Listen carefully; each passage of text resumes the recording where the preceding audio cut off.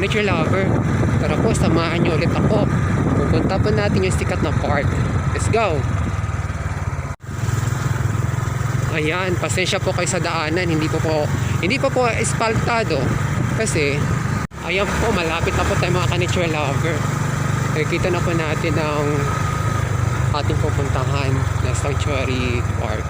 Ayan. Ayan. Ayan po, natatawag na po natin. Sorry na. Ito, pangalan na.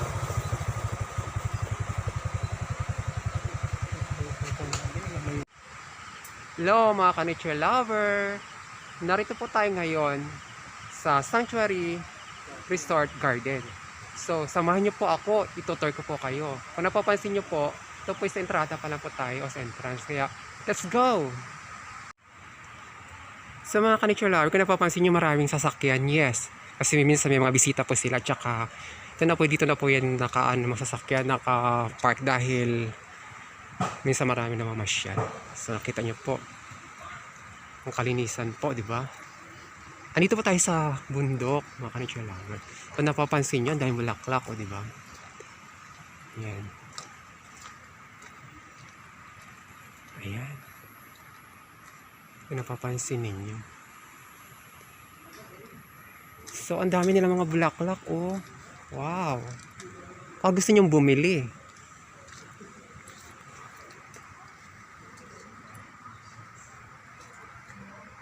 Ayan po, may iba't iba po silang variety ng calathea.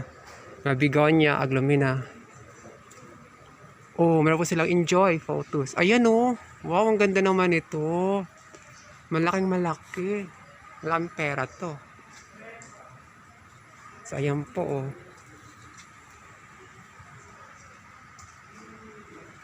Pag nandito po kayo sa amin, mura lang po dito ang mga pagkain. So, ipapakita ko po sa inyo ang restaurant po. Dito po, ayan. Diba? Ang ganda. Malinis po dito, mga ka-nature lover. Kaya, dito po ang kanilang, pag nag-order pa tayo, dito po tayo pupunta. Marami pa silang mga pagkain. So, ito po yung mga pagkain nila. So, ayan. So, kayo na pong bahala. Medyo madilim nga lang kasi medyo mahina yung ilaw kasi. Kaya mga ka-nature lover, titingin tayo dito kung anong mga... So wala na pong nakakulang hayop. So meron pa pala dito sa taas ng mga rest house. Parang kubo. So, ayan. Ang ganda, diba? Nasa bundok po tayo pero marami pa tayong makikitang kakaibang mga tanawin. Meron po silang gaya po nito, Giant Orlando. Philodendron po yan siya. Wow, bird nest, super big. Ang ganda naman. O, diba? Ayan mga ka-nature lover. Akatin po natin to. Iikutin ko po kayo. Napakadami po nila ditong mga mga philodendron. So, meron po mga photos po sila. Ayun ang photos, oh. Big, giant photos. Ayan po. Golden photos. May ipi-frame po sila. Frame. Ayun, super big po na photo. So, kung tatanawin nyo po, para pong nasa paraiso tayo. So, ang mga rooms po nila, ay meron pong 1,000, 1,500, tsaka 500. Depende po sa inyo kukunin pong rooms. Mga ka-nature lover, ang ganda po ng kalikasan. Nagsama po ang kalikasan tsaka yung mga bahay na maganda rin dito para mga ancestral house. Ikotin natin to. Ayun, meron silang meron silang wave of love. Ayan po, meron silang wave of love. Diba?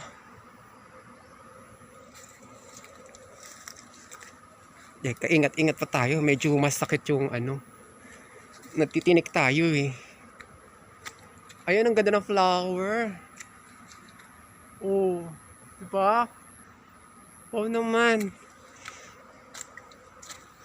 Mga ka-nature lover, ito sinasabi ko sa inyo eh. Pag pupunta po kayo sa probinsya, puntahan nyo po lahat po ng magagandang lugar.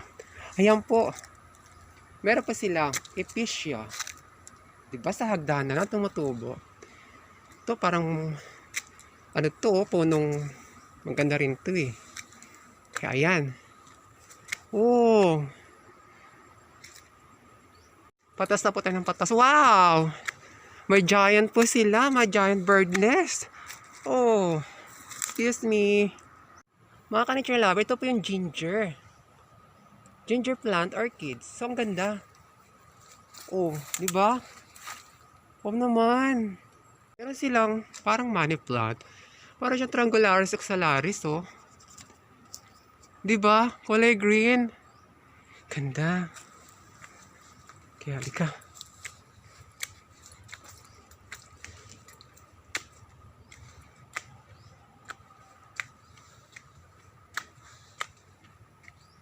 Ayan.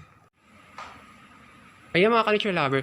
Kung kayo po yung mahilig sa bilyar, meron po sila rito. So ngayon sirado po ito dahil wala pong mga players. So pag bumukas na po, hanapin nyo lang po ang lugar sa Magdiwang. Hanapin nyo po tong place na to. At mag-enjoy po kayo. Hindi lang po sa dagat, sa mga falls. Sa park naman po tayo sa magagandang nature. Gaya po nito. So, marami pa po ikutin pa po natin.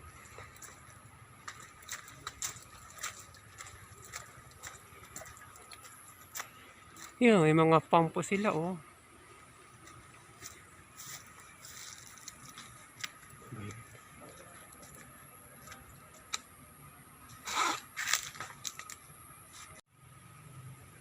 Ayan po, meron po silang ano, pinya-pinya o kaya tawag dito, bromeliads. Akit po tayo doon sa taas. Tingnan po natin. Samahan nyo ako. Ayun, laki ng golden photos nila. Oh. Yan, namulaklak na. Bromeliads nila.